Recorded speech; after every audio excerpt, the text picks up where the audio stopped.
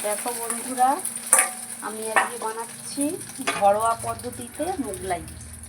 প্রথমে ডিমটাকে ফাটিয়ে নিয়েছি, তার মধ্যে পেঁয়াজ আর কাঁচা লঙ্কা, একটু লবণ আর একটু আমার চাট মশলা ছিল, এর মধ্যে দিয়ে দিয়েছি। আর এইদিকে আমি পরোটাটা বেলে নিয়েছি। ময়দাটাকে মেখে পরোটাটা যত সম্ভব একটু পাতলা করে বড় আকারে বেলে নিতে হবে। আর এদিকে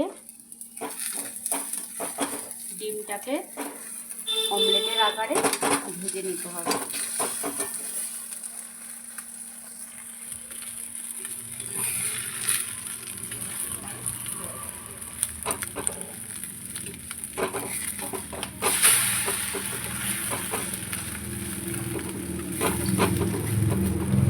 অমলেটের আকারে ভেজে নিচ্ছি।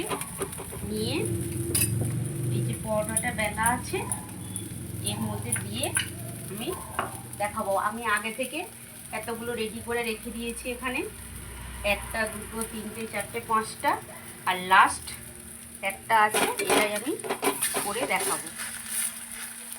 অমলেটটা কমপ্লিট। এই অমলেটটাকে আমি এই মোগলাইয়ের মধ্যে দিয়ে দিলাম। দিয়ে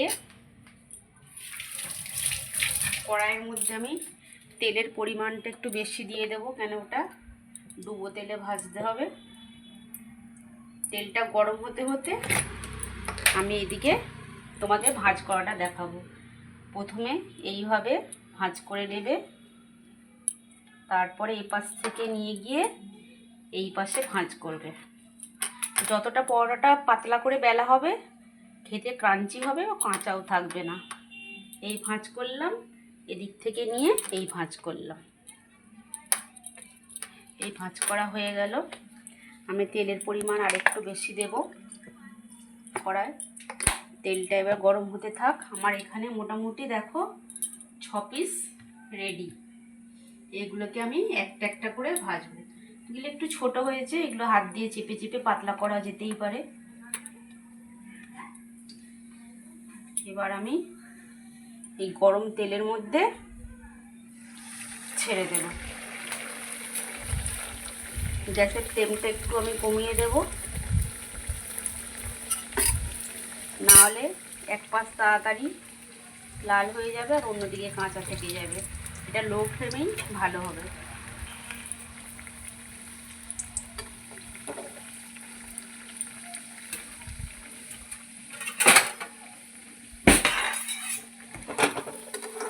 এক পাশ হোক, এই আর এক পাশ আমি উল্টে দিলাম। দেখো কীরকম ফুলেছে, দোকানের মতো।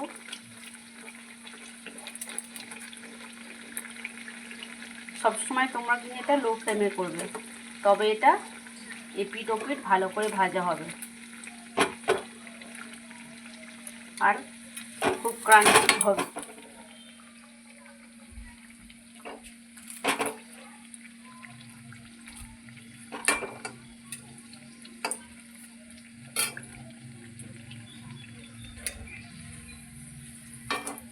দেখো আমার এপিট ওপিট ভালোভাবেই ফুলে উঠেছে।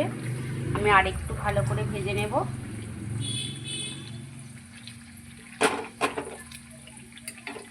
এর সঙ্গে কষা কষা আলুর দম একদম জমে ক্ষীর হয়ে যাবে। দেখতে পাচ্ছ আমি এই পাশটা একটু লাল হয়ে গেলে এবার নামিয়ে নেব।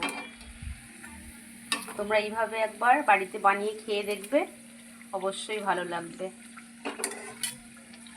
আমার মোটামুটি একটা মোগলাই রেডি।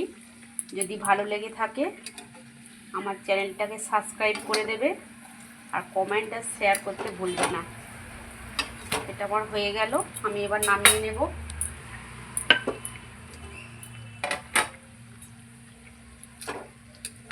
তাহলে আমি এবার ওগুলোকে ভাজতে থাকি। একটা দেখিয়ে দিলাম।